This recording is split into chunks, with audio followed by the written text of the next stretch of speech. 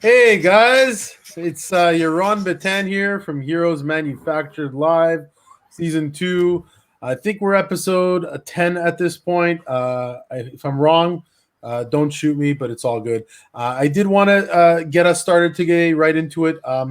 We are live now on Amazon Prime. I did want to mention with our new show, Heroes Manufactured, Creators Unleashed. So please visit Amazon Prime Video to check out our new show. It looks like this. If you see this, it's got Philip Moran on it with Heroes Manufactured Creators Unleashed. He's the host of our show, and it is officially on Amazon Prime Video, so definitely check that out this week. Today, I do have a special guest artist with us. His name is Nick Gibson, great artist, American artist that we are going to feature today, and we're just going to get right into it. So, hey, Nick, how's it going? Pretty good. Yourself? How's my neighbor to the north? Yeah. and not that far north from you, but from what you were telling me earlier today. No. You're based out of Michigan, correct? Yes, that is correct. So how far are you from Canada? I'd say pretty good spitting distance, about 40 minutes or so. I used to have a girlfriend in the Wyandotte area, and I go to the park, and I could just look over the lake and see Canada. Oh, there you go. I could smell the bacon. I could smell the Canadian bacon, otherwise known as ham. And the marijuana that's legalized here now, but it's all fun. Well, it's legalized in Michigan too, so it's like, am I smelling Canadian weed or Michigan weed? I can't really tell. So I mean, yeah, it's quite nice to see Americans on our show, and I love to always get in touch with Americans, Canadians, just kind of because we work together in comics, and that's what I've realized over the years. As much as I come from Toronto, I'm in Canada, and I love Canadian artists. I have a certain love for American artists as well, and I love to see the unity between the two countries when it comes to the industry. Oh yeah. You really see that here. And the one thing, like in our show that we just launched, which I mentioned a little bit earlier, we actually went out to Detroit to Motor City Comic Con, got to see a little bit of the scene there. So it's pretty cool. You guys have some incredible artists, indie artists out of there. Before we talk about you, if you don't mind sharing a little bit about the indie artist scene in Michigan, how is that? The way I always kind of like in just the creative scene in general, I always feel like Michigan really punches above its weight when it comes to like artistic people. Because Michigan is actually, if you just look even beyond comics, we're well represented in the music scene, the acting scene. Like for example, Eminem is from Detroit. Tom Welling was from Detroit and whatnot, and a bunch of others who I can't think of right now. No, there's so many great. What's the guy from the Expendables? I forgot his name. Terry Crews. I think he's from Michigan as well, correct? The original Black Power Ranger was actually from Detroit. Oh wow, there you go. So he played that. Yeah. Mm-hmm. Yeah. So that being said, I mean, you've done a lot of shows in Michigan as well. Like I know you mentioned that you were at Motor City Comic Con as a guest, but you've done a bunch of other. Let's see here. I did Great Lakes Comic Con in 2019. That went really well. I sold a bunch of comics. I've done Capital City Comic Con in Lansing. I had a table there. That went really well. That was actually like my first con as a vendor. And then I did Space Small Press Alternative Comics Expo. That one's in Columbus. And that went fairly well given my situation at the time. Oh, wow. And I was going to do one in Monroe, the September Monroe Pop Fest. But because of all the whole COVID stuff, it obviously got canceled. And now I'm looking towards doing Great Lakes Comic Con again in February, because hopefully in February this is all done with. Hopefully it's all gone. And how has it been there with the comic scene overall? I mean, just right now under strict guidelines with COVID and the pandemic. I mean, Is there still a comic scene there? I mean, have stores closed down, or is it not as bad as everyone makes it out to be? I hear different things. Basically, it's you wear a mask or you get yelled at. That's basically kind of the culture right now. We're opened up. We have some restrictions in terms of like occupancy. Like a lot of restaurants, it's like every other table. Basically, it's mask and social distancing is kind of what we're enforcing, which is the same thing here. So, and all the reasonable stuff.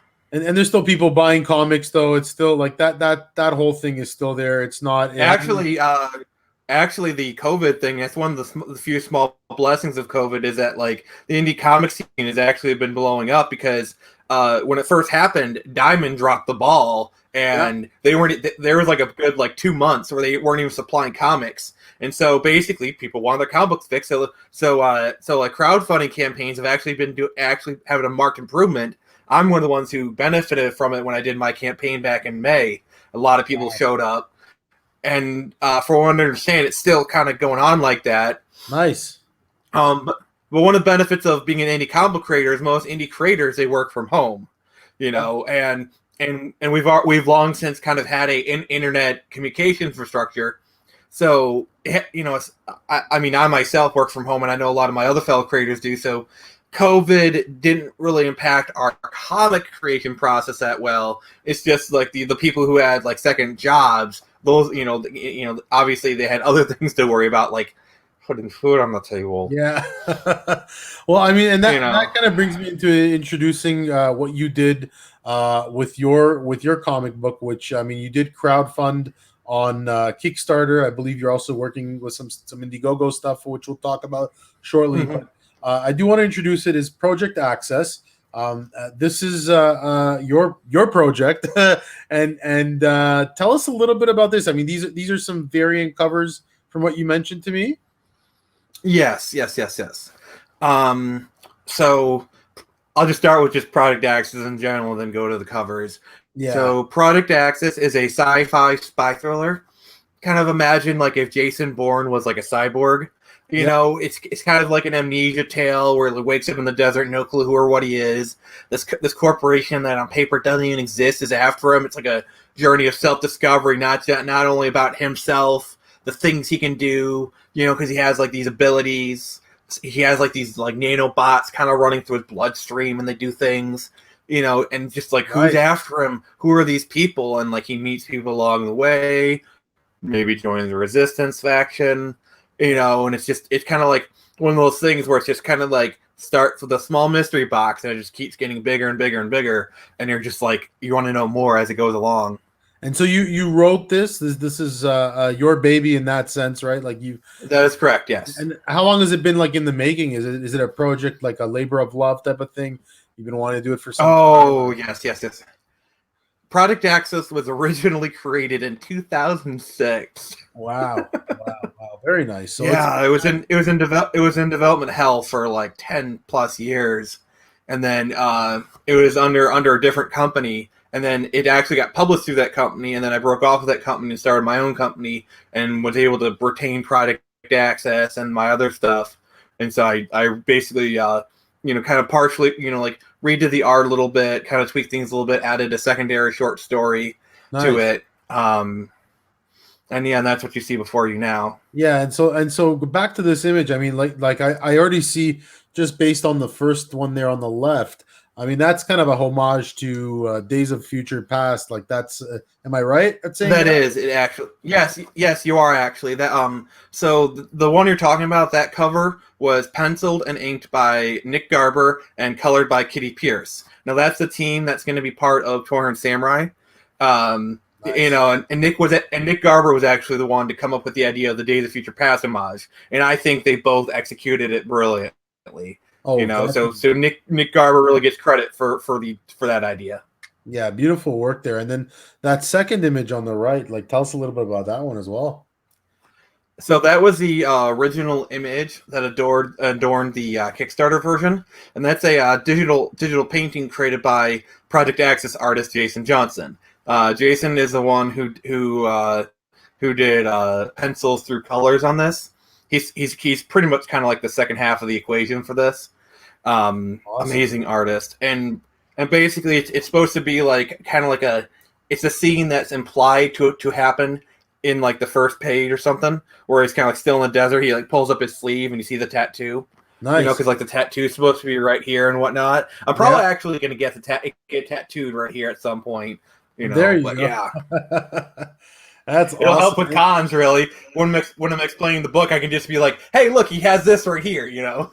Exactly. No, it sounds awesome. I mean, I love the fact that you're doing a Kickstarter, and it's one thing that we haven't really spoken much about our show. I mean, the fact that we like to promote Kickstarter. Oh, that's an early screenshot. I don't know. Yeah, no, I mean, that's like before. No worries at all. I mean, at least you're just showing people kind of like how you started, right? Like I mean, that's before. It did get funded. We ended up getting $1,169 of our $1,000 goal, and we reached it a week before the due date. Very nice, very nice. And that's your book there on a comic book shelf. I assume at one of the shops that's in your area. Yes. Well, I went on vacation to my old stomping ground in Battle Creek, and that's actually in Discount Hobby in Battle Creek. And there's actually 2 different comic book shops that are currently carrying Project Access. That one, Discount Hobby, and then Rocket Comics in Kalamazoo. Oh, I plan on going. Yeah, I plan on going to more comics in the shops in the area and try selling it. I imagine a few of them will probably take the offer. You ever come out to Canada? Definitely, bring it over here. I'm sure there's shops that would love to pick up some good indie work. And I mean, that's awesome. I mean, bringing it back to that image you were saying of the arm, there's that image right there. A great panel. And I mean, it's one of my favorites. Yeah, it's absolutely awesome. Even just reading some of that panel over there on the right, I mean, it's got that very kind of covert operation type feel to it already. It's got a very spyish feel. So I mean, I'm quite interested myself in checking it out and getting more more about it and seeing where it kind of progresses. So then maybe you should back the Indiegogo so you can get yourself a copy. There you go. No, it's great. It sounds awesome. And you said from what I recall talking to you, you mentioned there is going to be more issues coming out. I believe you're working on a second issue as well. Yes, we are. It is currently in production. We have about the first 2 pages penciled. I would love to show you a sneak peek, but my Jason was not able to get them to me in time. No worries. He's a busy man. He's got family. He's got a job. What do you expect? Yeah. You know. We'll build that anticipation for everyone who's watching this, and they'll be able to check out your Indiegogo page for that as well. So, and I guess as an independent artist, as an independent publisher as well, how do you get around it? I mean, how is it to do it all yourself and get the team together and almost really you're producing your own content at the end of the day? How does that feel as an independent doing this kind of thing? A constant learning process. Oh wow! And any struggles along the way that you've had to endure or anything like that you want to share a little bit? Learning how to deal with people. I myself struggle with autism, so it's like I even have like that extra kind of like I have that extra struggle where like with autism I'm not really good socially to begin with, so it's like I kind of have to work like that much harder to learn how to interact with people. I've done pretty well. You don't have to worry there. I've kind of at this point in time I'm fairly good with one-on-one interactions. Get me in a group, I will fall apart. I will just like go into a bajillion different Jenga pieces. Like literally, I will just go, and someone will say Jenga. There you go. Well, I don't know why I made that analogy. It's just it's a good analogy. It makes sense. I get it completely. So no worries at all there. But listen, I mean, it's and you know what? Sometimes, like I myself, I think I've been diagnosed with ADD or ADHD, and I feel like anyone who's creative out there has a different way of thinking, right? Has a different methodology of really like rethinking and being creative through their art, through their form of storytelling. And I mean, I feel like it's almost like our superpower in many ways, right? Yeah, like I know what you're kind of saying, because like since I'm autistic, I've had to like observe how people interact, kind of like manually kind of learn and program myself. So it's like since I've come more observant of people, you obviously when you're more observant, you get more of an insight about like human nature, how people interact, and just you have to like really think about like the processes of human nature and whatnot. And it really gives you an insight in the human condition, something that something that people don't even think about. I have to like manually study in order to be normal. Yeah, it's funny because I went to an art school here in Ontario that's been around for over 100. I mean, back then it was 120 plus years. Probably now it's even more.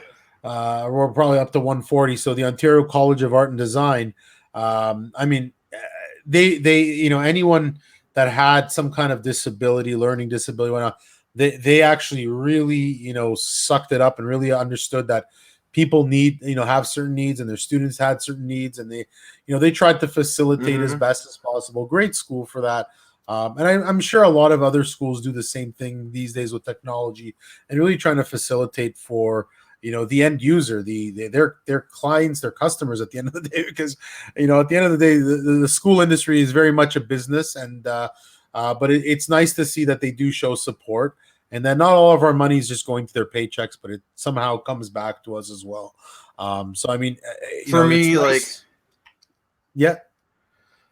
For me, the biggest thing is I try not to see myself as a victim. More, it's like I don't suffer from autism. I have autism, and I feel like that's kind of really the key to how I've gone so far in life. Is like, like things happen to me. I don't suffer from things. Things happen to me, and it's kind of it's like like failure as a teacher. It's like failure happened. Just roll with it, and we're all with it. Everyone fails. Like, you have to pick yourself up and dust yourself off until you reach that next, that next plateau or whatever it is that you want to get to. Hopefully not a plateau. It's like what Alfred said in Batman Begins.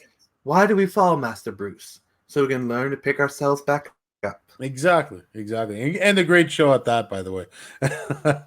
But yeah, so I mean, we'll get back into like Project Access. I mean, here's some really unique pages that, I mean, both well written. That has some of the panel from the other panel that we showed there earlier, but I mean, you get a little bit more here. And I know these are not necessarily chronologically this like together, but these are some unique pages, and just artistically. I mean, if you can tell us a little bit about kind of the experience of working with some of these artists with creating this. I mean, this is beautiful artwork here that you guys have going for you. Yeah, Jason Johnson is honestly a better artist than even he gives himself credit for. You're awesome, Jason. Shut the heck up and take the compliment. There you go. Yeah, trust me, if he was on here, he would be talking down about himself, but he's a really amazing artist. I am so blessed to have him on my team. No, for sure. And if you could just give us a bit of like a sneak preview of what these panels are. I mean, each one, I know they're different orders, but if you want to start with the one on the left, just to tell us what's happening in that scene. Well, basically, this scene, I can definitely kind of like give a general synopsis of the scene. So previously, the hero, Giles is his name, or that's what he's comes to be called. He basically gets picked up by this elderly couple, Phil and Joe, who are actually based off of my grandparents. She loves that she's in a comic book. So, anyway, sorry. So basically, like they give him some clothes. They're gonna figure this stuff out in the morning, and some cops come, and they say like, "Oh, dirty bomb in our area. You need to evacuate." And they kind of instantly call him out. I'll be like, 20 miles. It's like there's nothing here for 50. We own 15 of that. And then the cop gets impatient, and they blow their cover and saying like, "Where is he? Where is he?" Yeah, they start doing the whole Matrix thing where they're running and chasing Neo. If you remember that scene. Yes, actually, a lot of the action is Matrix inspired. Good on you for picking up on that. Yeah. No, I can kind of tell, and I like that aspect of it. I mean, even on the second panel there, you kind of see that same type of thing with the police there. It just reminds you of that shot in the beginning of the Matrix. When you have Trinity, and they've got the flashlight, and they've got her hands kind of like. So I mean, to me, I see that kind of connection, and I mean, it's got a noir-esque feel to it. So I mean, I love that already. So I mean, pretty awesome stuff there. Yeah, I'm a big fan of the German expressionist films of like the 1930s, like Fritz Lang and Dr. Cabinet, Dr. Caligari, Metropolis, M. M was a big one too. Yeah.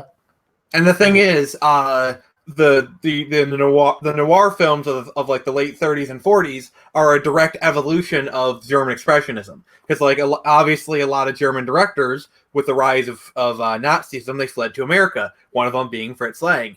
And so a lot of these directors, you know, they took their style, because if you look at M, that's really much kind of like a halfway point. Like it's half German expressionist, half noir. You know, it's kind of like you know, it's like you can see both the DNA of both in there, and that's kind of the thing where it's like film noir, and then film noir heavily inspired cyberpunk, you know, and then cyberpunk kind of went even further back and kind of took some from German. Like if you look at, like, for example, if you take the cityscape of Metropolis and then you compare it to like Blade Runner, they actually match up really well. Oh, very much, you know, very much so. And it's almost like Blade Runner's like you know, it's almost a spin-off of it in some ways.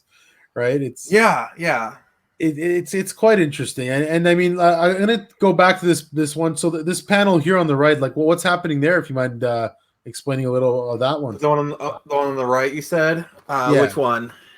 The one with there's a door on the top panel, and then there's some cops on the bottom there. Oh yeah, that's the scene I explained earlier about like the cops coming and talked about the dirty bomb. And they're basically, it's like they're very quickly revealed to be fake cops. You know, so that's kind of, and then the pre-moment to the moment before, right? Basically, and then one on the left, they're kind of having that conversation, and then like the very next panel after that one, you see like this money shot where it's like Giles kind of kicks him in the jaw, and it's just like, oh wow. So it's a lot of, he's like leading action-based, but I see like you have quite a nice dialogue going on between characters as well. Would you say it's the action driven or plot? Sorry, would you say it's more of a character-driven story, or more plot-driven, or kind of both? I'd say it's it leans more into like plot, but it does have good characters. The action is kind of like it's something that kind of flares up every now and then. Nice. Like it's more about like the kind of like the mystery box, posing questions, answering questions. Nice. Like for example, issue 2, the first 5 pages are a pure action scene. Wow. You know, but sometimes there might be an issue with not an action scene at all. You know, it's just kind of whatever best serves the story of that issue. But it's like each issue kind of like leads into the other. You know, it's kind of like you're watching like a Netflix show. Let's say you're watching Stranger Things. Yeah. Like you have episodes, but it's really an 8-hour movie. Oh, really? No, for sure. And like with regards to like how many, what's the goal? Like how many books are you looking to produce right now? Is this a mini series right now? Is it going to be an ongoing series? It's going to be an ongoing, and it's going to go on for however long I need to tell the story. I have like the general story mapped out in my head. And right now I think based off of like how I said it could go on for like 30, 40, maybe even 50 issues. But I do have an end goal in mind where I might kind of like relaunch the series or kind of just go in a different direction at that point. And so what would you say is the main inspiration behind Project Access? Like was there a specific Born Identity? So Born Identity, eh? Yeah. Born Identity. There is a show in the early 2000s called Palix Y. No one really remembers it, but like that was kind of where I got like the amnesia part of it. Well, Jason Bourne had the amnesia, but like with Jason Bourne, it's kind of like the fact that he can recall things without realizing it. Like that scene in the park where he's like talking to someone, all of a sudden like he switches to let's just say German, and like you can see on his face like wait, you know. And then like they try and like hit him with a baton, he catches it, then he does like the martial arts, and then like ends with him like with the gun. He's like, "Whoa, how did I do that?" You know? Yeah. And I kind of like basically my thought process was taking that kind of concept to its logical extreme, you know. Sure. And I've always really been a big sci-fi fan, you know, and obviously incorporating Matrix elements, and that's you know, it's kind of like also partially like the Bionic Man, you know, that kind of stuff. Yeah. Especially with the nanites and whatnot. No, it's pretty awesome. I mean, I love what you guys are doing. And here's one other panel here that I just found actually. I mean, again, just incredible artwork. You can really see that. I mean, and sorry, your artist. Giles been hitting the gym. Giles been hitting the gym. That's for sure.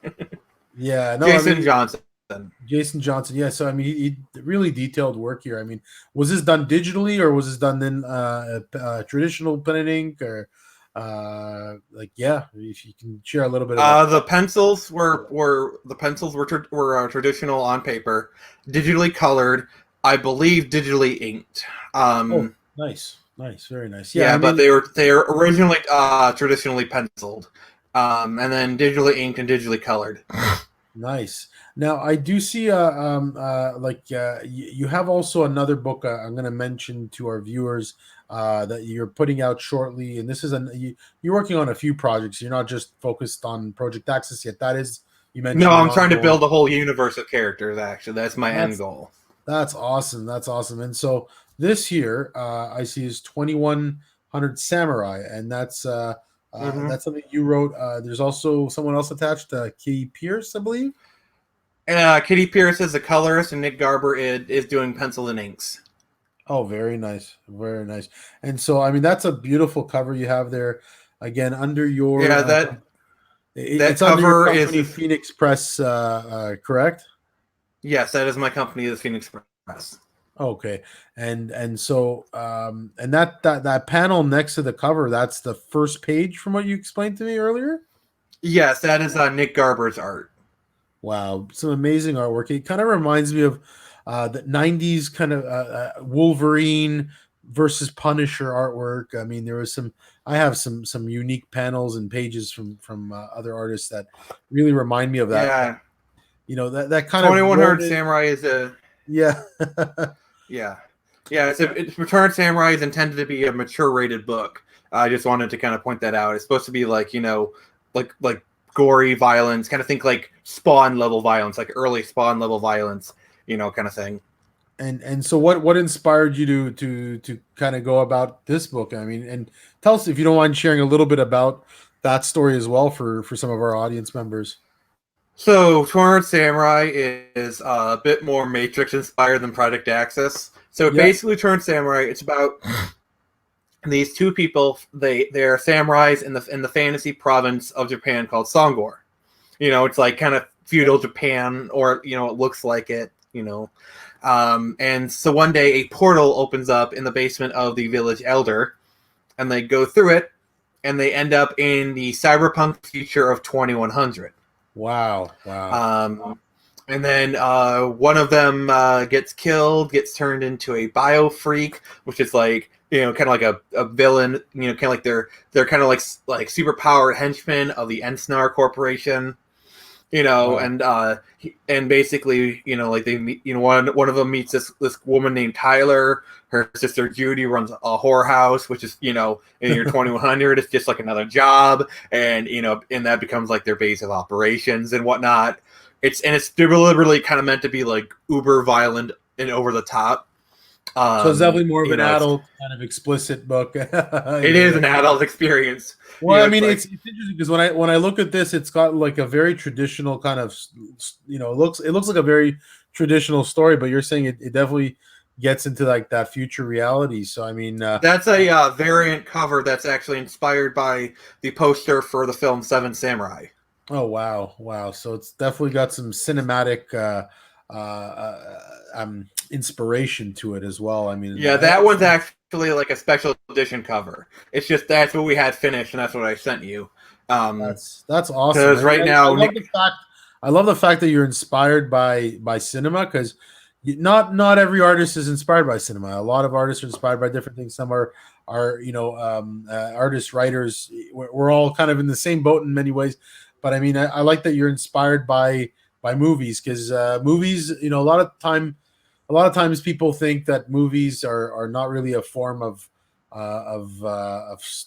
proper storytelling. A book is better. yeah, Yeah, yeah. but listen, we can understand storytelling Art on, is art. I don't care what it is. Art is art. and that's Okay, exactly.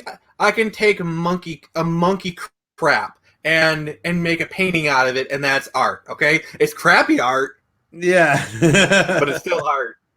No, it's true, and that's the thing. Like, when content is being told one way or another, it's funny because in our first documentary that we did about with Stan Lee was in it. Um, Stanley Oh, mentions, jealous. Sorry. I said, oh, jealous. You got to meet Stan Lee. Yeah, we got to meet him. It was awesome. But Stan was mentioning that at the end of the day, a lot of people say, comics aren't real books and they aren't real literature. Whereas a book is real literature. It's kind of he was making a really unique point that is Shakespeare considered because people were telling him that a visual form of telling stories is not real storytelling, where he explained that if you find that Shakespeare plays are pretty good in terms of storytelling, well, that's a visual form of storytelling, and it's no different than comics. So I mean, Shakespeare was the Spielberg of his day. Exactly. And I chose Spielberg very deliberately because Spielberg is a good director, but he's a popular director. Like, he's really good at making blockbuster movies. He's an amazing director, but he makes popular movies. And it's funny that it's funny that you brought Spielberg up, because Stan Lee actually, just prior to that, you should definitely watch our film. Not just trying to plug myself in here, but plug away. I don't care. No, but what's cool about it is that he actually has this line where he says, when he starts off that whole discussion on where comics are, he talks about he name drops Spielberg. He says, I met this famous guy. Well, you guys all know him. He's Steven Spielberg, and he mentioned that what I do and what you do are very similar. And he was telling the audience here at Fan Expo how creating stories in cinema and film on the screen is very much the same as drawing a panel or telling a story. So it's really unique that artists are finding that connection between cinema and comic books, and I've always loved that aspect. I love the fact that I came from a cinematic film background, and now I'm kind of indulged back into the comic world, which is weird, but it's not weird, right? So it's I mean, it's that Frank Miller was doing. Frank Miller was doing that in the 80s. Like, Frank Miller was really kind of like a big pioneer of bringing more cinematic techniques to comics in the 80s. I think there was this one quote where it's like, I came into comics to make them more cinematic. I stayed to make them less so. Exactly. And so what's with regards to like the 2100 Samurai, like, when is that going to be out? When is it going to be released? Are you guys just working on it still? Is it in development? Or well, right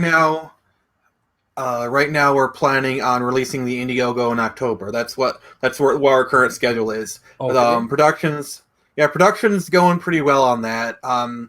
We got the first 2 pages penciled and inked, and then currently the art team for Torn Samurai is on vacation. They're both on separate vacations. They just decided to do it at the same time. I mean, honestly, I figured if they're going to take vacation, might as well do it at the same time. Yeah, why not? Like, it's like they're on 2 separate sides of the U.S. They're doing 2 separate things, but it just kind of happenstance that they're kind of like not working at the same time. I'm babbling. And so no, not at all. So I mean, and just to kind of finish things off a little, I just want to share also with Project Access, you do have an Indiegogo that's being launched soon as well. Yes, this Friday actually. It'll be launched this Friday. We're actually going to be doing a launch party live stream. It's going to be hosted on Facebook. It's being hosted by the Vampires in New Jersey page. They interviewed me last Saturday, and it went really well. Really nice guy, and he offered to host it for me. And so that one launches at 7. So if you go on their page, Vampires New Jersey, on Facebook, you see the event, and you'll be able to see it launch live and see the hopefully pledges kind of rolling in. And this here is the Indiegogo link that we're just sharing for Project Access issue 1 and 2, which is coming soon. I mean, literally, it's there for you guys to check out. That'll take you to the pre-launch page, and okay. If you you can sign up to be notified, through email. And anyone who does, you'll be able to get like access to secret perks where it's like discounted tiers. Like for example, the biggest tier we have is going to be $500. If you sign up early, you'll have a chance to get it's like $500, but if you get the secret link to it, it'll be $400. Stuff like that. Very nice, very nice, and definitely also, guys, check out. You have your Twitter account there. You also have, I believe, it's your Instagram account as well for Hmm. the Phoenix Press. And you were mentioning that that's actually going quite well for you as well. You have a lot of followers on there as well. Yeah, I recently broke 100 followers on Instagram on that one, and I'm actually very proud of that. Very nice, very nice, and that's awesome. I mean, listen, thank you for coming on to our show today. I appreciate you sharing a little bit It was a about pleasure. Project Access, and the Samurai Project just sounds amazing. I mean, it all sounds incredible, and I Yeah, love it the fact should that be. I'm really excited for that one. I love the fact that you're doing, you're kind of mixing the past with the future with that one. I love the fact with Project Access that you're making this an ongoing series. I mean, that's great. And listen, keep at it. You're doing a great job. And Oh, again, I thanks. got more stuff down the pipeline. Don't worry. I'm constantly writing scripts. Trust me. Awesome, Yeah, awesome. I got at least 3 or 4 different projects that once things get going, more will start popping up like crazy. For sure, for sure. Well, we're looking forward to it. Feel free to post it on our Facebook group, on anywhere that you can, even our Twitter account. I'll share that with you. But thanks again, and looking forward to it, and looking forward to having you back on our show in the near future. All right, Oh, me too. all right. Well, thanks again, Nick. Have a good one, and take care, guys. Have a great one.